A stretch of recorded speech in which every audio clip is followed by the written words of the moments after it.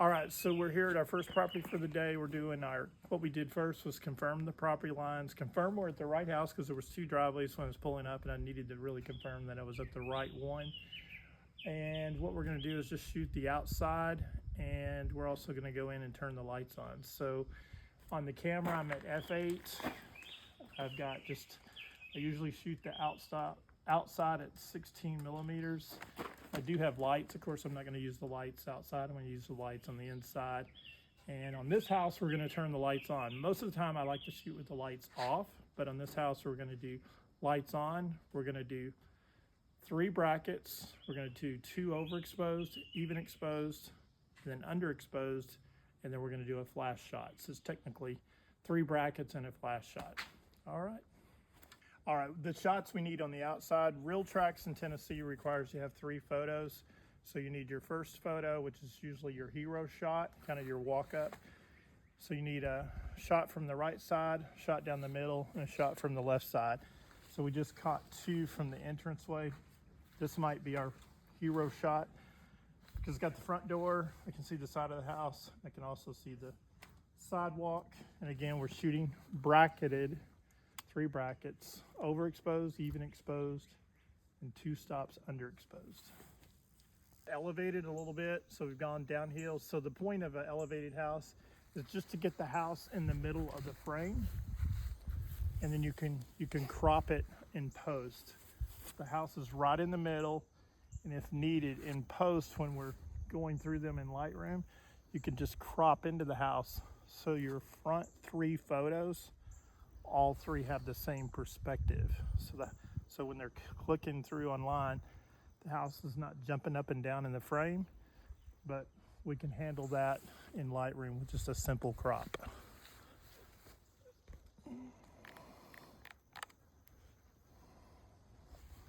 Hopefully that makes sense.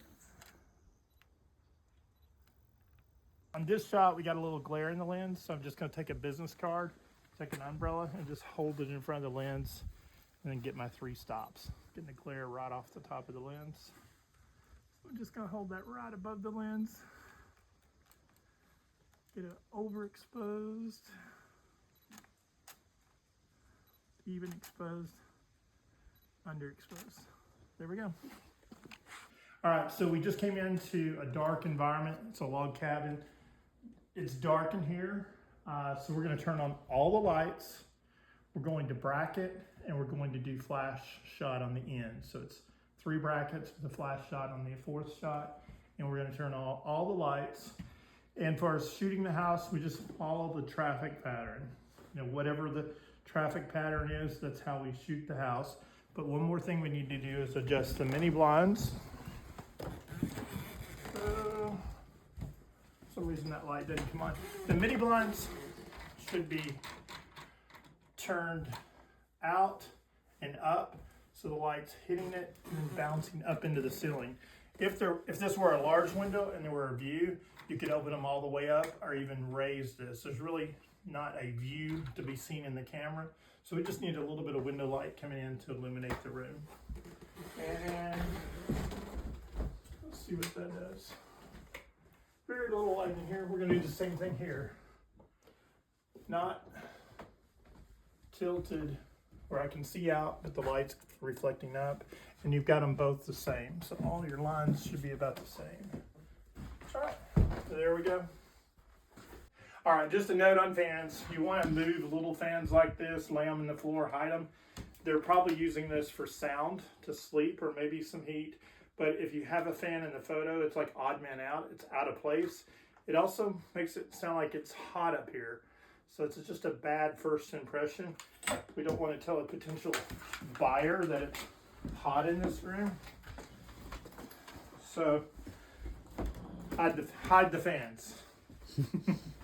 All right, in this video, we're going to talk about manual exposure, the logic of flash, and we're going to talk about the order that I'm shooting in. And first thing I'm gonna do is talk about the order. I'm shooting the first shot overexposed. So in each series, I'm gonna shoot about a stop and a half to 2 stops overexposed. And the reason I do that, so when I'm in Lightroom, and so when I set the camera up, I can see that everything's level. I can see that it's straight. I can see that it's level. Then when I'm in Lightroom, my first photo of each series is overexposed and it's easy to see.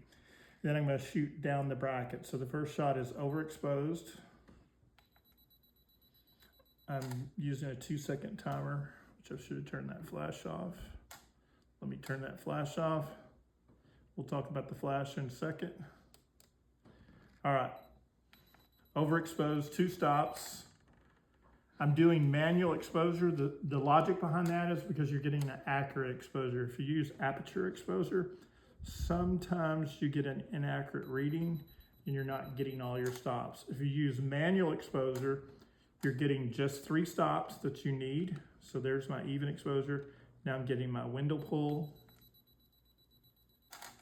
And now I'm gonna come back up to about even exposure. I'm at 0. And then because this house is so dark, I usually don't do this. I'm gonna boost my ISOs. Then I'm gonna go get an even flash shot here. This is my color checker. I'm checking the color. Let's turn the flash on. Here we go. And all we're doing, we're just making sure we're getting a correct color temperature so the editors have that file to reference when they're blending everything together. Okay. So in this video, we're going to talk about histogram, positioning the camera height-wise and wall angle, and then we're going to talk about we're going to show you what we're seeing in the camera and the logic behind it. So let's come in on the camera. So just how I'm cropping here, I'm usually at an angle, so it's not dead center.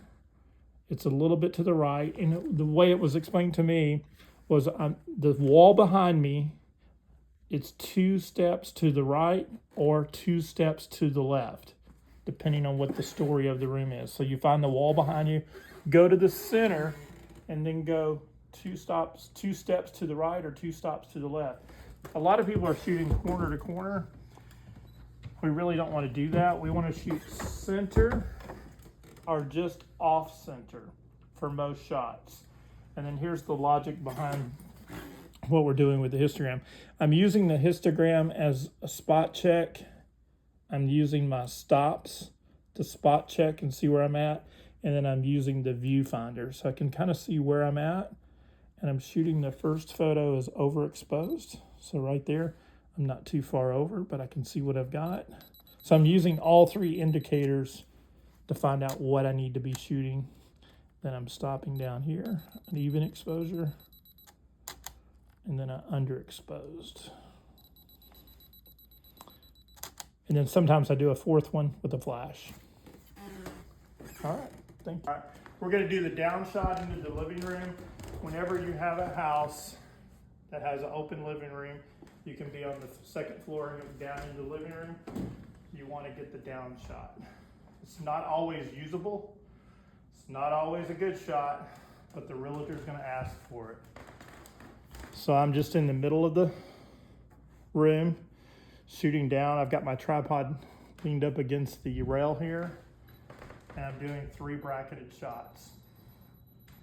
Sometimes the living room downstairs is so small, it's not a good shot. Sometimes the furniture is not arranged, that it makes things awkward, but this is a perfect room for a down shot. Okay. We talk about Cubicasa. The big update on Cubicasa is you want to scan the whole wall. When Cubicasa first came out, you were just scanning the bottom. Now you want to try to keep in a perfect scenario, you would have the bottom edge and the top edge, and you're trying to go corner to corner, and you just want to follow the traffic pattern in the house. You want to scan every corner, every closet, every pantry, every shower. You're going to get every corner. I carry an extra light with me. It's not needed. Cubicasa doesn't need it. But if I go in an area that's dark and I need to be able to see to walk around, I just turn on this small light that I bought at the hardware store and I can see. It's not needed for Cubicasa. If you need a light for Cubicasa, your cell phone light will come on, you'll be okay. But the main point is here, you want to try to scan the whole wall, and you want to scan corner to corner every inch of the house. All right, just a quick tip on communication. So the topic in this property was the number of photos. But there's two things when you're a contractor photographer you want to keep in mind. Was there anything discussed that we need to know about, Real Estate Photographer Pro, or was there anything that should have been discussed while you were there? If you'll keep those two questions and have an answer to those two questions and then communicate that to us, that will help us quite a bit. Here's just a quantity issue. I think they need about 50 photos. They ordered 30 photos, but I'll cover that later with the agent. But while you're here, the point is get all of the photos so you don't have to come back. All right, this is a little bit of drone information. What I'm doing, especially on neighborhood houses, we're shooting a large country farm today, so information doesn't quite apply. That's what we're seeing in the screen now. But in a neighborhood house, it's in your average neighborhood, it's on a lot. My first two shots are close up. So they're the first two hero shots. So it'd be something like that if it's a neighborhood. I just move in on the house. This is the house here. This is their barn and shop. So let's say we're in a neighborhood. I'm gonna fly pretty close, 100 feet above the property, just out enough so I could see the property line. And then I'm gonna do two shots. My second shot in post, I'm gonna gray it out so it's very obvious this is the property we're gonna shoot it. Then I circle it, get about 6 to 8 shots close up. Then I zoom out, get another 6 to 8 shots. Then in a basic order, I pick out the best 10 and send it to the agent. So on this property, I think she said this was like 17 acres. We're just circling the outer property lines. The property line's shaped like a pizza.